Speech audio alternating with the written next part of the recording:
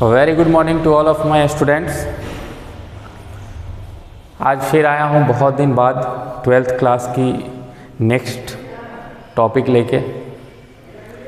I hope आप लोग बहुत वेट कर रहे होंगे कि नेक्स्ट टॉपिक कब आएगी। Sorry for the delay guys, ठीक है। तो आज हम लोग कवर करेंगे रिलेशन की जो लास्ट टॉपिक बची हुई है हमारी, टाइप्स ऑफ रिलेशन, ठीक है। तो आप जैसा कि आप सब लोग को पता होगा, टाइप्स ऑफ रिलेशन की अगर हम बात करें तो बेसिकली हमारे रिलेशन के टोटल 3 टाइप्स होते हैं। मेनली अगर हम फोकस करें तो 3 टाइप्स हम लोग को पढ़ना है। सिलेबस में 3 टाइप्स दिया गया है, लेकिन उसके अलावा भी एक है एक्स्ट्रा, वो भी हम लोग देख लेंगे कि टाइप्स ऑफ रिलेशन में। और फिर इसके बेसिस पे कुछ क्वेश्चंस करेंगे जो एग्ज़ाम पॉइंट ऑफ व्यू से बहुत इम्पोर्टेंट है। तो ऐसा कर आप लोग से उम्मीद करता हूं कि अगले 30 मिनट आप लोग मेरे साथ जुड़े रहिए, और 30 मिनट के एंड में आप लोग, इस वीडियो के एंड में आप लोगों की सारी डाउट्स क्लियर हो जाएगी, और जो भी रिलेशन के से रिलेटेड क्वेश्चंस होंगे वो आप लोगों के बिल्कुल सॉल्व होंगे आप लोगों से, ठीक है। तो आइए हेडिंग लगाइए टाइप्स ऑफ रिलेशन, और उसके बाद आप लोग को टाइप्स ऑफ रिलेशन बेसिकली हम लोगों को 3 पढ़ने हैं, ठीक है। 1 बाय 1 मैं सारे रिलेशंस को कवर करूंगा, ठीक है, और उसके बेसिस पे कुछ क्वेश्चंस भी करते चलेंगे, ठीक है। तो सबसे पहली अगर रिलेशन की बात करूं मैं, तो वो होता है रिफ्लेक्सिव रिलेशन। साथ साथ लिखिएगा बच्चे, ठीक है। दूसरी रिलेशन जो होती है वो हमारी होती है सिमेट्रिक रिलेशन, और जो लास्ट में आते हैं वो होती है हमारी ट्रांजिटिव रिलेशन।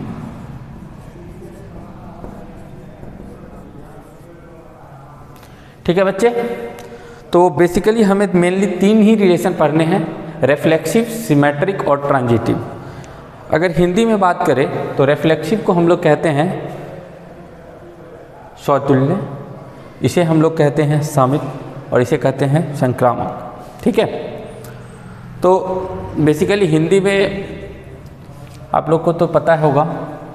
अगर हम रिफ्लेक्सिव रिलेशन की अगर डेफिनेशन की बात करूं, अगर मैं इन तीनों टर्म्स की डेफिनेशन की बात करूं, तो रिफ्लेक्सिव रिलेशन और सिमेट्रिक रिलेशन और ट्रांजिटिव रिलेशन, ये तीनों जो रिलेशन होंगे बच्चे, वो हम लोग सिर्फ एक सेट की पॉइंट ऑफ व्यू से बात करेंगे, ठीक है। यानी ये सारे रिलेशन जो डिफाइन होते हैं वो किससे होते हैं? एक सेट का खुद के साथ रिलेशन। मैंने लास्ट क्लास में बताया ना बच्चे, रिलेशन ऑन अ सेट मतलब एक ही सेट होगा आपके पास, और उस सेट के बीच की रिलेशन, यानी उस सेट के एलिमेंट का उसके एलिमेंट के साथ ही रिलेशन, यानी रिलेशन ऑन अ सेट। यानी ये सारी चीज़ें जो होंगी ये किसके पॉइंट ऑफ व्यू से बात होगी? एक सेट है आपके पास, और उसी सेट के एलिमेंट के साथ आप लोग नए नए रिलेशंस डेवलप करेंगे, और उन रिलेशंस में कौन से रिलेशन सिमेट्रिक होंगे, कौन से रिलेशन रिफ्लेक्सिव होंगे, कौन से रिलेशन ट्रांजिटिव होंगे, इसकी हम लोग यहाँ पे चर्चा करने वाले हैं, ठीक है। तो बच्चे 1 बाय 1 आप लोग ध्यान से सुनिए, रिफ्लेक्सिव, सिमेट्रिक और ट्रांजिटिव क्लियर हो जाएगा आप लोगों का, ठीक है। तो अगर रिफ्लेक्सिव रिलेशन की बात करें बच्चे, तो ऐसा हम लोग कह सकते हैं कि ये कोई भी रिलेशन रिफ्लेक्सिव तभी होगा, कोई भी रिलेशन रिफ्लेक्सिव तभी होता है जब अगर हम बोले एक एलिमेंट, अगर मैं बोलूं एक एलिमेंट, यानी a relation R is a reflexive relation,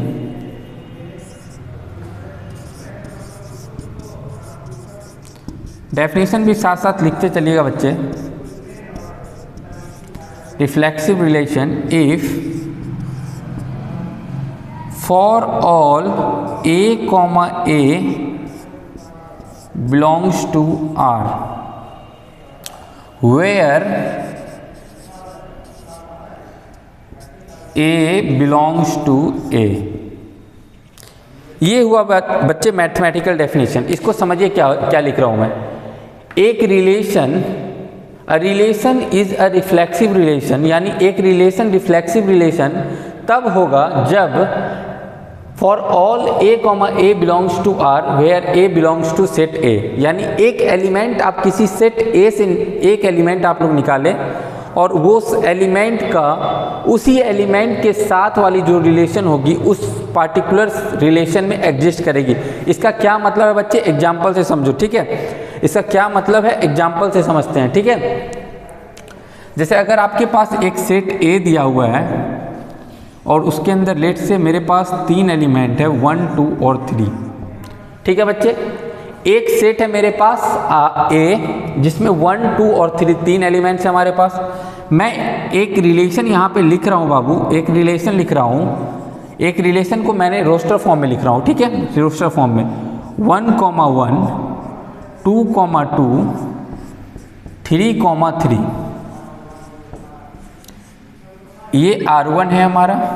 एक और रिलेशन मैं लिख रहा हूँ R2 जिसमें मैं लिख रहा हूँ 1, 1, 2, 3, 3। ठीक है बाबू, मैं क्या किया हूँ, मेरे पास एक सेट है A और उससे मैं 2 रिलेशन डेवलप कर रहा हूँ। उससे मैं क्या कर रहा हूँ, 2 रिलेशन डेवलप किया हूँ और मेरे पास कुछ इस तरह का 2 रिलेशन आया है, ठीक है। एक ये और एक ये,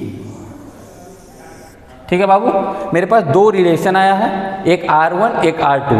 R1 के अंदर अगर R1 के एलिमेंट्स की बात करूं तो 1, 1, 2, 2, 3, 3। R2 की बात करूं तो 1, 1, 1, 2, 3, 3। मेरे पास 2 रिलेशन है।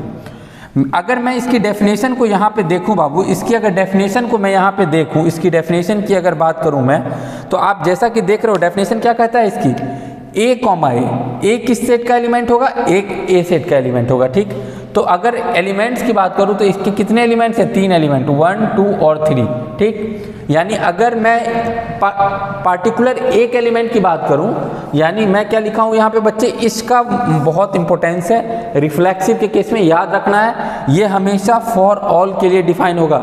जैसे अगर मैं बात करूं कि इन दोनों में से कौन से रिलेशन रिफ्लेक्सिव हैं, कौन से रिलेशन रिफ्लेक्सिव नहीं है, तो ये रिलेशन रिफ्लेक्सिव है, ये रिफ्लेक्सिव नहीं है। रीजन, क्योंकि for all a belongs to set A comma a should be in that relation.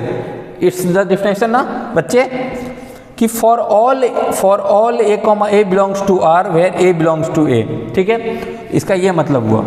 तो 1, इसमें 3 एलिमेंट है, तो 1, 1 and 2, 2 and 3, 3, this all 3 should be in that particular relation, then only it's going to be a reflexive relation, okay guys। तो 1, 1, 2, 2, 3, 3 तीनों elements इसमें लाई कर रहे हैं, बट इसमें क्या हो रहा है, 1, 1 है, 3, 3 है, लेकिन 1, 2, 2 नहीं है। तो यहाँ पे देख रहे हैं कि 2, 2 हमारे पास ना है, इसलिए ये R2 जो होगा बच्चे, ये रिफ्लेक्सिव रिलेशन नहीं होगा। अगर एक भी एलिमेंट, अगर एक भी सेट ए का एलिमेंट अगर उसका रिलेशन ये वाला रिलेशन नहीं होता है तो वो रिफ्लेक्सिव रिलेशन नहीं होगा। ऑल क्लियर रिफ्लेक्सिव बच्चे, जल्दी से कॉपी करो, उसके बाद आते हैं सिमेट्रिक रिलेशन पे।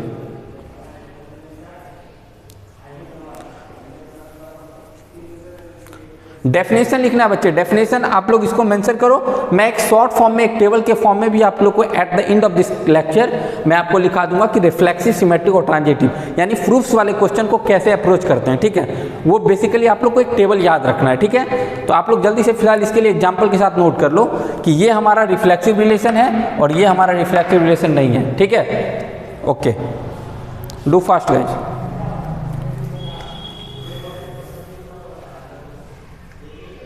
Okay,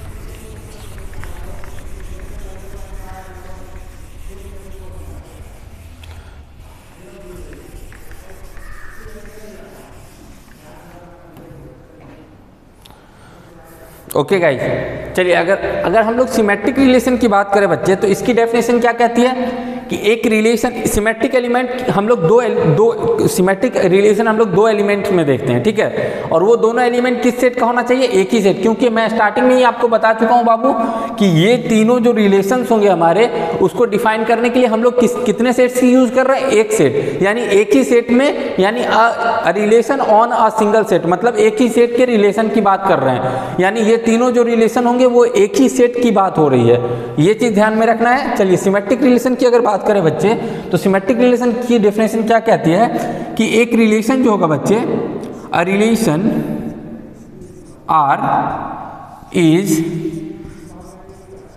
said to be a symmetric relation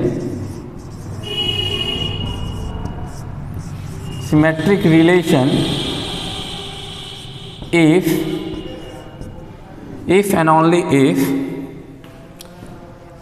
a comma b belongs to R, ध्यान से देखिएगा बच्चे, a comma b belongs to R, this implies b comma a belongs to R for all a comma b belongs to a। जल्दी से इसकी definition लिखो, फिर मैं समझाता हूं क्या होता है ये, ठीक है बच्चे। A relation R is said to be a symmetric relation if and only if a comma b belongs to R, this implies b comma a belongs to R, okay, for all a comma b belongs to a। a हमारी set के elements होंगे, यानी a और b दोनों किसके से elements होंगे बच्चे, सेट a के एलिमेंट्स होंगे, ठीक है। अब देखो ये क्या कह रहा है, रिफ्लेक्सिव रिलेशन क्या कह रहा है कि रिफ्लेक्सिव सिमेट्रिक रिलेशन क्या कह रहा है बच्चे कि आपको सेट के किसी दो एलिमेंट की मैं बात करूंगा, अगर a कॉमा b, यानी अगर इस सेट में अगर हम एग्जाम्पल से समझने की कोशिश करें बाबू, एग्जाम्पल से अगर इसकी एग्जाम्पल की बात करूं बाबू, अगर मेरे पास एक सेट A है, इसमें 1, 2 और 3, मेरे पास 3 एलिमेंट्स है बच्चे, ठीक। अगर मैं एक रिलेशन यहाँ से डेवलप कर रहा हूँ और उस रिलेशन में मैं क्या कर रहा हूँ, 1,2 लिया हूँ, ठीक है, उसके बाद 2,1 लिया हूँ और 1,3 लिया हूँ, 3 एलिमेंट्स मैंने लिए हैं। इस सेट में कितने एलिमेंट्स लिए हैं मैंने, 3 एलिमेंट्स, 1,2, 2,1, 1,3, ठीक है। अगर मैं एक और रिलेशन यहाँ पे लिखता हूँ, ये R1 है, ये R2 है, और इसमें मैं लिख रहा हूँ 1,2, 1,3, 2,3, ठीक है बच्चे। यानी मैं क्या कर रहा हूँ, मैं एक रिलेशन लिख रहा हूँ जिसमें मैं क्या किया हूँ, 3 एलिमेंट्स लिए हैं, 1,2, 2,1, 1,3, बस 3 एलिमेंट्स, इसमें 1,2, 1,3, 2,3, ठीक है। आप चाहो तो अगर आप डेफिनेशन को समझ चुके हैं बच्चे, तो आप इजीली बता सकते हैं कि R1 और R2 ये दोनों जो होंगे, ये दोनों की दोनों सिमेट्रिक रिलेशन नहीं होंगे, रीजन नहीं होंगे। क्यों नहीं होंगे बच्चे, रीजन सिंपल है, मैंने क्या बोला, a comma b belongs to R, अगर ऐसा होगा, अगर a कॉमा b अगर R में है तो b कॉमा a भी अगर R में होगा तो ही जाके सिमेट्रिक रिलेशन होगा। a कॉमा b तो यहाँ पे है, यानी 1,2 तो यहाँ पे है बच्चे, 1,2 है, क्या 2,1 भी रिलेशन में है, ये देखना होगा, हाँ 2,1 भी तो है, ठीक है। यहीं पे बात खत्म नहीं हो जाएगी बच्चे, यहीं पे बात खत्म नहीं होती है, आगे देखेंगे क्या हमारे पास एक और a कॉमा b है, 1,3 है, ठीक। क्या 3,1 भी इसमें है, नहीं है ना, इसलिए ये रिलेशन सिमेट्रिक रिलेशन नहीं होगा। अगर इसमें 3,1 भी होता तो जाके ये रिलेशन सिमेट्रिक होता। वेदर हम लोग ये नहीं देख रहे हैं, अगर मैं पार्टिकुलर इस सेट की बच्चे बात करूं, अगर मैं इस सेट की बात करूं, अगर मैं इस पार्टिकुलर ए सेट की बात करूं, 1, 2 और 3, मेरे पास 3 एलिमेंट है बाबू, ठीक। अगर मैं इसके कार्टेशियन प्रोडक्ट की बात करूं, यानी a क्रॉस a की बात करूं, तो इसमें तो बहुत सारे एलिमेंट्स होंगे, बहुत सारे एलिमेंट्स होंगे बाबू, बहुत सारे एलिमेंट्स होंगे, ठीक। ये सब जो रिलेशन आएंगे ना, ये सब जो रिलेशन है, ये इसी की सबसेट होगी। मैं आपको बताया था ना, कार्टेशियन प्रोडक्ट का ही सबसेट रिलेशन होता है, तो ये सब जो है, ये सब सबसेट है इसका, ठीक है। तो आप इसमें से सिमेट्रिक रिलेशन, कोई भी रिलेशन तभी होगा जब a कॉमा b अगर रिलेशन में है तो बी कॉमा ए भी उसी रिलेशन में होना चाहिए, किसके लिए? सिमेट्रिक होने के लिए, ठीक है। और ये सब कंडीशन के लिए अप्लाई नहीं हो रहा है, कि अगर आप देखिएगा यहाँ पे पार्टिकुलर इस एग्जाम्पल में, अगर आप देखिएगा बाबू इस पार्टिकुलर एग्जाम्पल में, तो देखिए 1,2, 2,1 एक ये बन सकता है, उसके बाद 1,3 बन सकता है, 3,1 बन सकता है इसका पेयर। अगर हम 2,3 की बात करें तो 3,2 भी बन सकता है। मुझे इस पार्टिकुलर एलिमेंट से मतलब नहीं है, ये 2,3 और 3,2 तो इसमें है भी नहीं, 2,3 और 3,2 वाली पेयर तो है ही नहीं, तो मुझे उस पर ध्यान नहीं देना। लेकिन जो पेयर इसमें डाल रहा हूँ मैं, 1,3 अगर इसमें इंक्लूड कर दिया तो 3,1 को करना पड़ेगा, किसके लिए? सिमेट्रिक के लिए। ये जरूरी नहीं कि 2,3 और 3,2 भी होगा तभी सिमेट्रिक होगा। अगर इसके जगह पे मैं अगर एक और एलिमेंट यहाँ पे ऐड कर देता, अगर यहीं पे मैं लिख देता 3,1, ये हमारा अगर सेट होता तो ये सिमेट्रिक होता। इसमें 2,3 और 3,2 नहीं है, लेकिन फिर भी ये सिमेट्रिक होता। रीजन, क्योंकि मैंने यहाँ पे फॉर ऑल नहीं लिखा है। ए कॉमा बी अगर सिंपल, अगर यहाँ पे सिर्फ यही दोनों होते, ए 1,2 और 2,1 भी होता तो भी सिमेट्रिक होता। अगर मैंने एक पेयर को इंक्लूड कर दिया तो मुझे दूसरा पेयर को भी इंक्लूड करना पड़ेगा, ठीक है। यानी 3,1 अगर मैंने इंक्लूड कर लिया तो 1,3 भी मुझे चाहिए, किसके लिए? सिमेट्रिक के लिए, ठीक है बच्चे। ये चीज़ ध्यान में रखना है। लेकिन ये कंडीशन सबके लिए नहीं है, ये कंडीशन सबके लिए नहीं है। जैसे मैंने बताया आपको 2,3 और 3,2 इस सेट में नहीं है ना, लेकिन फिर भी ये सिमेट्रिक है, ठीक है। लेकिन दूसरे वाले केस में देख रहे हैं ए कॉमा बी तो है बच्चे, ए कॉमा बी है, लेकिन बी कॉमा ए कहीं पे आपको नहीं दिख रहा है, इसलिए ये जो रिलेशन है ये सिमेट्रिक रिलेशन नहीं है, ठीक है। जल्दी से नोट डाउन करो बच्चे, इसको जल्दी से नोट डाउन कर लो।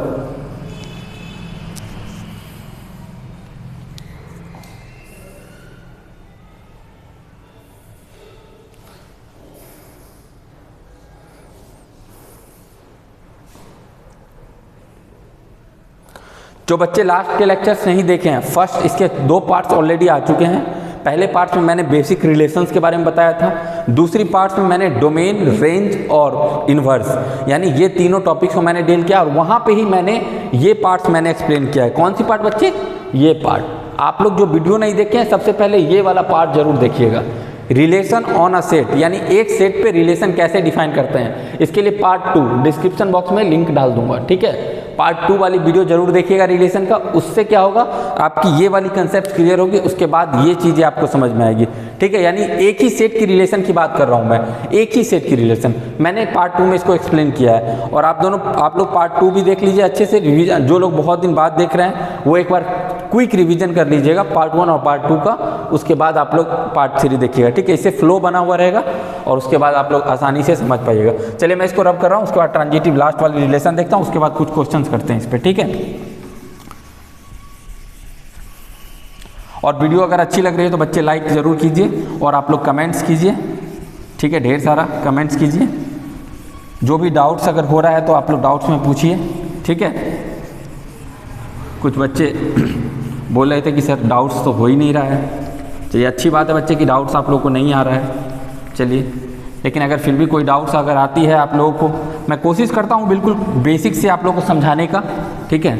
तो उसमें भी अगर फिर भी अगर डाउट्स अगर आपको आता है तो बिल्कुल फ्री हैं आप लोग, कमेंट सेक्शन में डाउट्स डाला कीजिए कि सर ये कैसे एक्सप्लेन किए थे, ठीक है।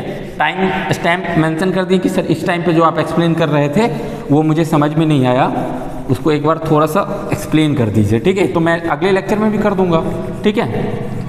चलिए अब आते हैं हम लोग लास्ट वाली ट्रांजिटिव रिलेशन की बात करते हैं, ठीक है बच्चे। तो अभी तक मैंने क्या देखा, सबसे पहले रिफ्लेक्सिव रिलेशन। रिफ्लेक्सिव रिलेशन में हम लोग एक एलिमेंट की बात कर रहे थे और उस एलिमेंट का उसके खुद के साथ की रिलेशन की बात कर रहे थे। उसके बाद सिमेट्रिक रिलेशन में क्या है, मैं 2 एलिमेंट्स की बात कर रहा हूँ। 2 एलिमेंट्स में क्या देख रहा हूँ कि ए कॉमा बी अगर सेट में है, ए कॉमा बी अगर रिलेशन में है तो बी कॉमा ए भी रिलेशन में होना चाहिए, किसके लिए? सिमेट्रिक के लिए। लेकिन जब हम ट्रांजिटिव की पॉइंट ऑफ व्यू से ट्रांजिटिव की बात करेंगे, ट्रांजिटिव रिलेशन की यानी संक्रामक रिलेशन की बात करेंगे, तो उसमें क्या होता है, हमें 3 एलिमेंट्स की बात करनी होगी, ठीक है। 3 एलिमेंट्स कैसे अल्टरनेट हमारा चलता है, ध्यान से देखिएगा और समझने की कोशिश कीजिए, ठीक है बच्चे। अगर हम if A, B, C belongs to set A, यानी A, B, C यानी 3 एलिमेंट्स आपने सेट A से लिया है, ठीक है। 3 एलिमेंट्स आपने सेट A से लिया, उसके बाद मैं क्या कर रहा हूं, एक देखो, a relation R is said to be transitive if, ध्यान से देखिए बच्चे, एक रिलेशन आर ट्रांजिटिव तब होगा जब, अगर हम बात करें ए कॉमा बी आर में हो, ए कॉमा बी आर में हो, एंड, ये किसकी साइन है बच्चे, एंड, चाहे इसको आप हटा के आप डायरेक्ट सिंपल लिख लो, and b comma c belongs to R. ध्यान से देखिए बच्चे, a comma b, b comma c, यानी यहां पे जो एलिमेंट होगा आपका, यहां पे जो एलिमेंट होगा बच्चे वही यहां पे होगा, ठीक है। ये चीज पैटर्न याद रखना है, ए कॉमा बी अगर आर में है और बी कॉमा सी आर में है, ठीक है, यानी मेरे पास कितने टोटल डिफरेंट डिस्टिंक्ट एलिमेंट हुए, 3 एलिमेंट, 1 2 3, काहे कि ये दोनों सेम एलिमेंट है कि नहीं बच्चे, तो मेरे पास 3 डिस्टिंक्ट एलिमेंट है, यानी ए बी और सी 3 एलिमेंट की बात करूंगा जब ट्रांजिटिव की बात करूंगा, ठीक है बच्चे। तो मेरे पास ए बी सी 3 एलिमेंट है, ए कॉमा बी आर में है, यानी एक रिलेशन है हमारा, सेट ए में डिफाइन किया है, ठीक है। बी कॉमा सी भी एक रिलेशन, उसी रिलेशन में है, ठीक है। तो ये क्या इंप्लाई करेगा, ए कॉमा सी जो होगा बच्चे वो भी उसी रिलेशन में होगा, ए कॉमा सी भी कहाँ पे होगा, उसी पार्टिकुलर रिलेशन में होगा। डेफिनेशन क्लियर है बच्चे, बहुत सिंपल डेफिनेशन है कि मैं 3 एलिमेंट की बात करूंगा, ए बी सी 3 एलिमेंट होंगे, उस सेट में होंगे, यानी उस सेट के ही एलिमेंट हैं, ठीक है। मैं इसको पहले ही लिख चुका हूँ, ठीक है, इसको बाद में आप चाहो तो लिख लो, for all a b c belongs to A, ये चीज़ आप लिख सकते हैं, ठीक है, लास्ट में लिखिए या तो स्टार्टिंग में लिख लीजिए। तो इसकी डेफिनेशन क्या कह रहा है, a relation R is said to be transitive if and only if a comma b अगर आर में है और बी कॉमा सी आर में है, तो ये क्या इंप्लाई करेगा, ए कॉमा सी भी आर में होगा। अगर ए कॉमा सी भी आर में होगा बच्चे, तो वो रिलेशन कैसा होगा, ट्रांजिटिव रिलेशन होगा, ठीक है। ट्रांजिटिव रिलेशन की डेफिनेशन है, एग्जाम्पल से समझ लेते हैं, एग्जाम्पल से समझ लेते हैं। और इसके लिए भी वही केस याद रखना है, सिमेट्रिक वाला। सिमेट्रिक वाला केस मतलब क्या, कि अगर कुछ पार्टिकुलर एक भी कंडीशन अगर सेटिस्फाई हो गया तो नो नीड कि सारे आपके सारे जो पेयर्स बन रहे हैं, यानी आपके जो सारे पेयर्स बन रहे हैं वो भी उसमें लाई करना है। जैसे एग्जांपल से समझिए, बहुत आसान है, ठीक है। अगर मेरे पास एक सेट है बच्चे, उसमें सिंपल एग्जांपल ले रहा हूँ मैं, अभी एक क्वेश्चन करूंगा उस पर, तब जाके अच्छे से क्लियर होगा, ठीक है। तो एक सेट है, उसमें 3 एलिमेंट्स मैंने लिया 1 2 3, ठीक है। अगर मैं एक रिलेशन R1 डिफाइन कर रहा हूँ यहाँ पे, और R1 में मैं कुछ एलिमेंट्स ले रहा हूँ 1 2, ठीक है, 2 3, 1 3, ठीक है, और एक R2 रिलेशन ले रहा हूँ, उसमें ले रहा हूँ मैं, ठीक है, 2 3, 3 1, उसके बाद 2 1, उसके बाद एक और एलिमेंट ले रहा हूँ 1 2, ठीक है। यानी मैंने यहाँ पे कितने रिलेशन लिखे हैं बच्चे, 2 रिलेशन। तो एकदम बिल्कुल ध्यान से देखिए, बिल्कुल आसान चीज़ है, कुछ नहीं है। ये समझ में आ गया तो क्वेश्चन बनाना बहुत आसान है। आपको प्रूविंग और डिसप्रूविंग दोनों के कंसेप्ट बताऊंगा, ठीक है, कि कैसे प्रूव वाले क्वेश्चन को अप्रोच करेंगे, कैसे अगर हम मुझे बोल रहा है कि डिसप्रूव करने के लिए, मतलब अगर किसी को बोल रहा है कंट्राडिक्ट करने के लिए, तो उसको कैसे करते हैं, ठीक है। तो ध्यान से देखिएगा बच्चे, अगर मैं पहले रिलेशन की बात करूँ, मैं यहाँ पे 3 एलिमेंट्स लिखा है, 3 एलिमेंट्स, यानी सेट मतलब रिलेशन R1 जो हम डिफाइन किया, उसमें हमारे पास 3 एलिमेंट है 1 2, 2 3, 1 3। अगर मैं 1 को A और 2 को B मानता हूं, तो ये भी B है और ये कोई नया एलिमेंट यानी C है। सबको समझ में आ रहा है, A B भी सेट रिलेशन में है, B C भी रिलेशन में है। वही डेफिनेशन है, A B अगर R में है, B C भी R में है, तो A C भी किस में होना चाहिए बच्चे, R में, तब रिलेशन कैसा हो जाएगा, ट्रांजिटिव। A C यहाँ पे अगर मैं बात करूँ, A C यानी 1 3, A, क्या होगा 1,3, 1,3 भी रिलेशन में है, तो ये किस तरह का रिलेशन है, ट्रांजिटिव रिलेशन। ये किस तरह का रिलेशन है बच्चे, ट्रांजिटिव रिलेशन। आपको देख सकते हैं 1A, B, C और A, C, यानी A, B, C तो रिलेशन में था, तो और A, C भी रिलेशन में ही है, मतलब इस तरह के रिलेशन को हम लोग क्या कहते हैं, ट्रांजिटिव रिलेशन। अगर मैं दूसरी एग्जांपल की बात करूं बच्चे, A, B, अगर A हमारा 2 है और B हमारा 3 है, तो A, B, ये B और ये C, B, C, ठीक है, ये क्या हो गया बच्चे, ये क्या हो गया, ये हमारा B और ये हमारा C। अगर हम A, C की बात करें, A, C, तो यानी 2, A, ये भी रिलेशन में है, ठीक है, कोई दिक्कत नहीं। लेकिन ये जो A, B है, इसका फर्दर B, C और C, B, A, ये वाली चीज़ें तो नहीं मिल रही है मुझे, ये वाली चीज़ें तो नहीं मिल रही है मुझे। यानी अगर मैं बोल रहा हूँ कि इस रिलेशन में ट्रांजिटिव रिलेशन होने के लिए मुझे क्या क्या चीज़ चाहिए, यानी 2, U फर्दर एलिमेंट। अगर इसमें एक और एलिमेंट मैं ऐड करता हूँ बच्चे, एक और एलिमेंट मैं ऐड कर देता हूँ और मैं बोलता हूँ 2, 3 भी इसमें लाई कर रहा है। एक मिनट, ऑलरेडी मैं वो कर चुका हूँ, इसमें 2, 3 की एंट्री है। यही सिंपल यहीं तक रखते हैं और इसको समझने की कोशिश करो कि मैं एग्जाम्पल के तौर पे क्या समझाना चाह रहा हूँ। एग्जाम्पल समझना बहुत ज़रूरी है बच्चे, ठीक है। तो अगर मैं पार्टिकुलर इस एग्जाम्पल की बात करूं तो A, B, C, A, C, ये तीन तो हमको मिल गए ट्रांजिटिव के लिए। लेकिन अगले की मैं बात कर रहा हूँ A, B, अगर मैं A 1 को मान रहा हूँ यहाँ और B 2 को मान रहा हूँ, तो A, B और B, C यानी 2 के साथ कोई एलिमेंट है, तो यहाँ पे देखिए इसके लिए ये क्या हो जाएगा 2, 3, तो 1, 3 भी अगर इसमें होता, 1, 3 भी इसमें होता तो जाके ये क्या हो जाता, ट्रांजिटिव रिलेशन। वैसे अभी ट्रांजिटिव रिलेशन ये नहीं होगा, ठीक है बच्चे, ये चीज़ आप लोग को पता करने आना चाहिए, ठीक है। अब एक क्वेश्चन करते हैं उस पर, रिफ्लेक्सिव, सिमेट्रिक और ट्रांजिटिव, ठीक है, और कोशिश करते हैं उसको समझने का। इसको जल्दी से नोट डाउन करो, ट्रांजिटिव वाली डेफिनेशन, उसके बाद हम लोग आगे बढ़ते हैं।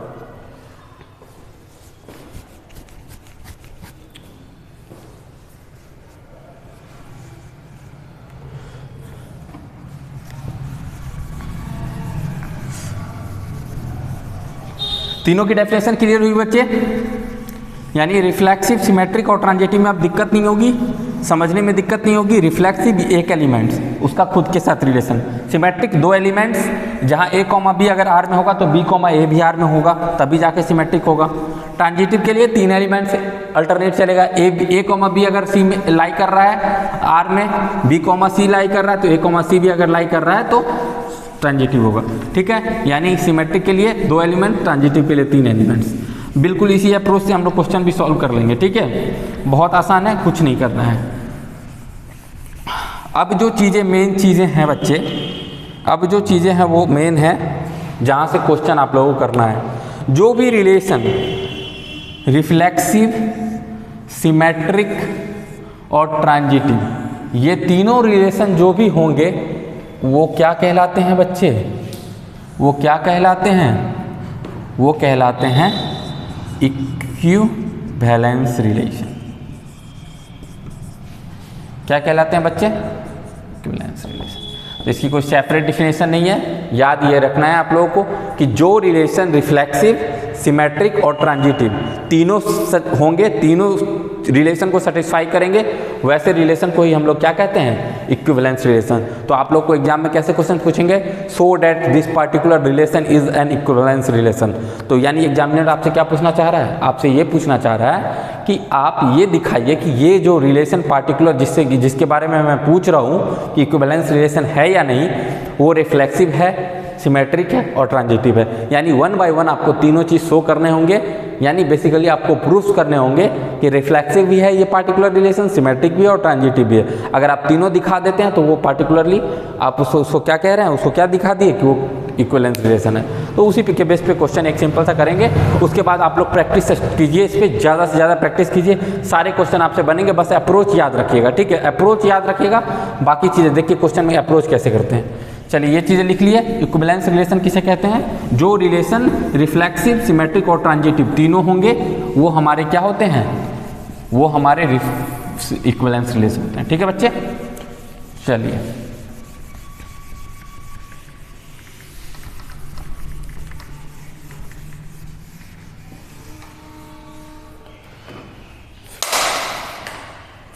ओके, चलिए अगर मैं एक सवाल की बात करूं, एक क्वेश्चन से लेता हूं, ठीक है, उसके बेसिस पे करते हैं सॉल्व, ठीक है। मैं कह रहा हूं एक रिलेशन R है, ठीक है, एक रिलेशन R है, एक सेट ले लेता हूं पहले, सेट नेचुरल नंबर का सेट है, ठीक है, यानी एक सेट हम लिए हैं A, सेट ऑफ किसका है बच्चे, N, मतलब नेचुरल नंबर का सेट है मेरे पास, एक मेरे पास नेचुरल नंबर का सेट है, और मैं एक रिलेशन यहाँ पे लिख रहा हूँ R x, y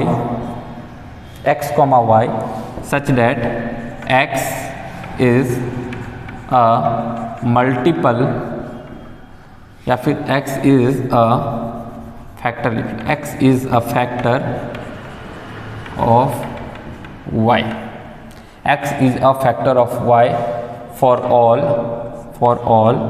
x, y belongs to A। क्या सब लोग देख पा रहे हो बच्चे? क्वेश्चन, एक क्वेश्चन मैंने लिखा है, सिंपल सा क्वेश्चन है, ठीक है, और समझने की कोशिश करते हैं। मुझे क्या करना है, सो डैट कि ये जो पार्टिकुलर रिलेशन है ये रिफ्लेक्सिव है या नहीं, ठीक है, इसमें से कुछ हो सकता है, सिमेट्रिक है या नहीं, यानी एक ही क्वेश्चन में मैं प्रूफ और डिसप्रूफ भी बता रहा हूँ, ठीक है, सिमेट्रिक है या नहीं है और ट्रांजिटिव है या नहीं है, ठीक है, यानी ये बेसिकली तीनों चीज़ हमको देखना है, कौन सी कंडीशन इसमें होल्ड कर रही है, कौन सी कंडीशन होल्ड नहीं कर रही है, ठीक है बच्चे। तो यानी तीनों चीज़ हम लोग को 1 बाय 1 करके देखना है। तो अगर मैं बात करूं बाबू, अगर मैं बात करूं इस पार्टिकुलर रिलेशन की, सबसे पहले मैं क्या चेक करूंगा, रिफ्लेक्सिव वाली कंडीशन, क्या चेक करूंगा, रिफ्लेक्सिव की कंडीशन, कि ये रिफ्लेक्सिव है कि नहीं। तो मैंने आपको रिफ्लेक्सिव की डेफिनेशन क्या बताई है बच्चे, सबसे पहले डेफिनेशन पे जाना है। क्वेश्चन जैसे ही आपके पास इस तरह के आए तो सबसे पहले डेफिनेशन ये कहता है कि रिफ्लेक्सिव दिखाने के लिए मुझे एक एलिमेंट्स की जरूरत होगी, और वो एलिमेंट जो होगा वो किस सेट का होगा, वो पार्टिकुलर सेट जो आपको दिया गया है उसी सेट का एलिमेंट होगा, ठीक है।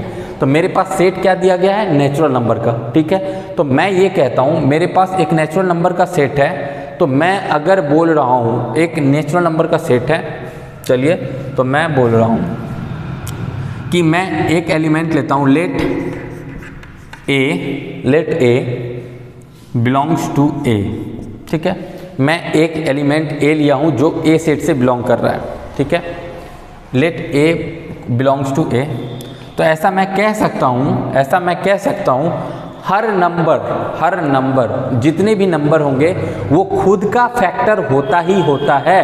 क्या आपको पता है कि नहीं, 9 लीजिए, 9 का फैक्टर 9 होगा कि नहीं होगा, 22 का फैक्टर 22 होगा कि नहीं होगा, 13 का फैक्टर 13 होगा कि नहीं होगा। तो यानी आप जो भी नेचुरल नंबर लेंगे, आपके सेट में जो भी एलिमेंट होंगे, यानी आपके सारे नेचुरल नंबर जो होंगे वो खुद का क्या होता है, फैक्टर होता है। खुद का फैक्टर होता है कि नहीं होता है बच्चे, होता है। तो यानी अगर ए हम लेते हैं, ए सेट से बिलोंग करते हैं, तो मैं ऐसा कह सकता हूँ ए कॉमा ए जो होगा वो आर से बिलोंग करेगा for all a belongs to capital A. यानी ये हो गया आपका रिफ्लेक्सिव का कंडीशन। सिंपली आप लोग लिख सकते हैं, ऐसा मैं कह सकता हूँ कि ए कॉमा ए जो होगा, ए कॉमा ए का मतलब क्या हुआ बच्चे, एक्स कॉमा वाई जो हमारा रिलेशन है उसमें क्या कर, एक्स होना चाहिए वाई का फैक्टर। यानी इसका क्या मतलब हुआ, ए इज अ फैक्टर ऑफ ए। ये तो सही है ना, फैक्टर ऑफ ए, यानी ये सब के लिए सेटिस्फाई करेगा कि नहीं करेगा, करेगा ना, इसलिए ये क्या होगा, रिफ्लेक्सिव रिलेशन होगा। यानी रिफ्लेक्सिव जो होगा, ये जो हमारा पार्टिकुलर क्वेश्चन जो है ये रिफ्लेक्सिव तो होगा, ठीक है। अब आते हैं दूसरे केस पे, अब हमें चेक करना है बच्चे दूसरा कंडीशन चेक करना है कि वो सिमेट्रिक कब होगा और उसको कैसे चेक करते हैं,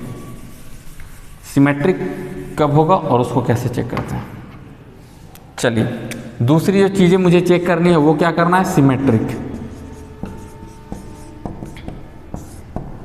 ठीक है। सिमेट्रिक कोई रिलेशन के तभी होता है जब मुझे दो एलिमेंट की जरूरत पड़ेगी और दोनों एलिमेंट जो होंगे अगर ए कॉमा बी आर में होगा तो बी कॉमा ए भी उसी रिलेशन में होना चाहिए। ये थी सिमेट्रिक की डेफिनेशन बच्चे। तो सिमेट्रिक की अगर कंडीशन की बात करूं तो मेरे पास कितने एलिमेंट की रिक्वायरमेंट है, 2 एलिमेंट। मैं क्या कर रहा हूं, 2 एलिमेंट मान ले रहा हूं, let a comma b belongs to A, ठीक है। मैं उस सेट से कितने एलिमेंट्स निकाल लिए बच्चे? 2 एलिमेंट्स निकाल लिए, ठीक है। अब मैं देखूंगा कि a कॉमा बी अगर R में है, क्या b कॉमा a भी R में है? इसका क्या मतलब हुआ? अगर मैं इस पार्टिकुलर क्वेश्चन की बात करूं बच्चे, तो इस रिलेशन क्या कह रहा है? a is a factor of b, यानी x कॉमा y में क्या कह रहा है? x y का फैक्टर है। मतलब अगर a कॉमा b की बात करूं मैं, तो a b का फैक्टर होना चाहिए। अगर ये है तो b कॉमा a भी अगर r का फैक्टर हो जाता है तो जाके ये सिमेट्रिक होगा, नहीं तो नहीं होगा। तो एक चीज तो आप क्लियरली देख पा रहे हैं कि अगर if a comma b belongs to R, then a comma b belongs to, अगर R से बिलोंग करता है, then b comma a does not belongs to R। ये क्यों हुआ? क्यों? जैसे अगर मैं बात करूं बच्चे 2,6, ये नेचुरल नंबर है x और y, x हमारा 2 है, y हमारा 6 है, ठीक है बच्चे। अगर x हमारा 2 है, y हमारा 6 है, क्या 2 इज अ फैक्टर ऑफ 6 है?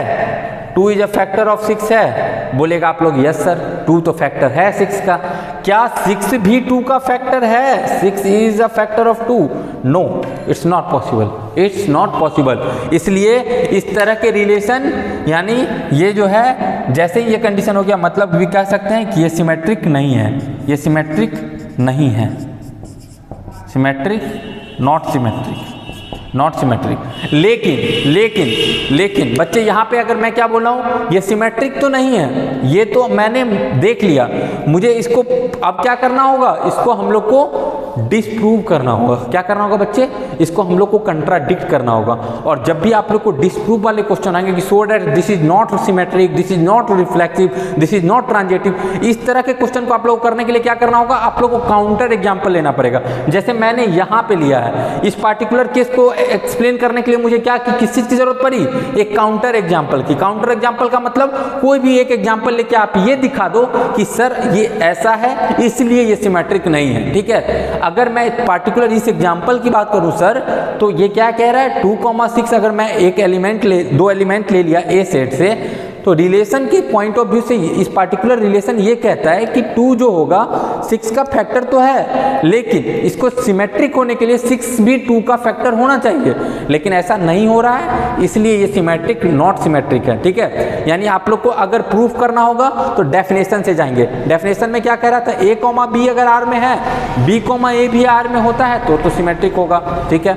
ये सिंपली लिखेंगे किसके लिए? ये चीजें आप लोग किसके लिए लिखेंगे? जब आपको प्रूफ करने हो, अगर आपको प्रूफ देना है, आपको लग रहा है कि हाँ सिमेट्रिक होगा, तो आपको ये चीजें करनी है, तब आपको काउंटर एग्जांपल की जरूरत नहीं पड़ेगी।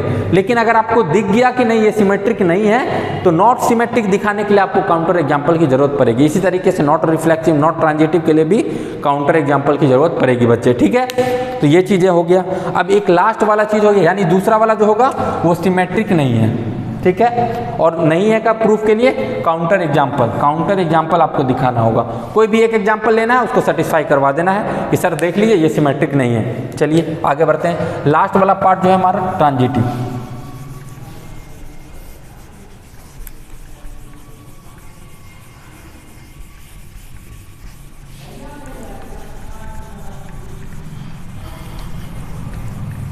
चलिए लास्ट पार्ट में हम क्या बोलने वाले हैं? ट्रांजिटिव को देखते हैं। ट्रांजिटिव क्या कहते हैं? ट्रांजिटिव में क्या बोला था बच्चे? मैंने 3 एलिमेंट्स की बात करेंगे, 3 एलिमेंट्स की A, B और C। लेट 3 एलिमेंट्स मान लेंगे सबसे पहले। लेट A, B और C बिलोंग्स टू A, यानी आपके 3 एलिमेंट लिया किस सेट के? A सेट के, ठीक है। ट्रांजिटिव कब होगा? जब A कॉमा B R में हो and B comma C R में हो, तो this implies A comma C भी किस में होना चाहिए? R में, ठीक है। अब अगर इस कंडीशन पार्टिकुलर इस रिलेशन की बात करूं, A कॉमा B, यानी अगर A B का फैक्टर है और B C का फैक्टर है, तो A भी C का फैक्टर होगा। यही तो होगा इस रिलेशन का मतलब, और ये तो हर कंडीशन के लिए सेटिस्फाई करेगा। यानी ये पार्टिकुलर रिलेशन जो होगा बच्चे, ये ट्रांजिटिव रिलेशन होगा। अगर आपको नहीं समझ में आया तो एक एग्जाम्पल ले लो, 2,6, ठीक है। क्या 2 6 का फैक्टर है? हाँ। 6 18 क्या 6 18 का फैक्टर है? बिल्कुल है। a, b, b, c, ठीक है। a, c क्या होगा? 2, 18। क्या 18 का फैक्टर 2 है कि नहीं है? बिल्कुल है। तो ये सब कंडीशन के लिए सही होगा, ठीक है। अगर सब कंडीशन के लिए सही होगा तो ये किस तरह का रिलेशन है बच्चे? ट्रांजिटिव रिलेशन है, ठीक है। तो यानी आपको प्रूफ करने के लिए डेफिनेशन के थ्रू जाना होगा, डिसप्रूव करने के लिए आपको काउंटर एग्जांपल लेना होंगे, ठीक है बच्चे। तो आज की क्लास हम लोग यहीं तक रखते हैं। आप लोग बहुत सारे क्वेश्चन को प्रैक्टिस कीजिए, सारे बुक से कीजिए, जितने बुक से आपके पास एनसीईआरटी की भी कवर हो चुकी है, रिलेशन पार्ट पूरा कंप्लीट हो गया, ठीक है। और तीनों रिलेशन यही, और अगर आर्य सवाल आपके पास है तो आर्य सवाल से प्रैक्टिस कीजिए, ठीक है। आप सारे क्वेश्चन को प्रैक्टिस कीजिए, टाइप्स ऑफ रिलेशन कंप्लीट हो गया, और जितने ज़्यादा क्वेश्चन प्रैक्टिस करेंगे उतनी लैंग्वेज बिल्डअप होगी आपकी, ठीक है। उसके बाद आप अच्छे से इजी तरीके से आप लोग इसको आराम से कर सकते हैं, ठीक है। आज के लिए बस इतना ही रखते हैं बच्चे, मिलते हैं नेक्स्ट क्लास में जहाँ पे हम लोग फंक्शन के बारे में बात करेंगे, ठीक है। जो बच्चे चैनल पे नए हैं बिल्कुल वो सब्सक्राइब कीजिए और बेल आइकन को प्रेस कीजिए, सारे नोटिफिकेशंस आपके पास आएंगे जब भी वीडियो अपलोड होगी, और सीरियली चलेगी, ठीक है। फंक्शंस इसके बाद कंप्लीट करने वाले हैं। रिलेशन आज हम लोग का कंप्लीट हो गया, उसके बाद हम लोग को फंक्शन कवर करना है, ठीक है। तो जो बच्चे नए हैं चैनल को सब्सक्राइब कीजिए, अगर वीडियो पसंद आया तो लाइक कीजिए, ठीक है बच्चे, और कमेंट्स भी कीजिए, ठीक है। ठीक है बच्चे, मिलते हैं नेक्स्ट क्लास में। आज के लिए बस इतना ही रखते हैं। Okay bye bye bye guys, thanks.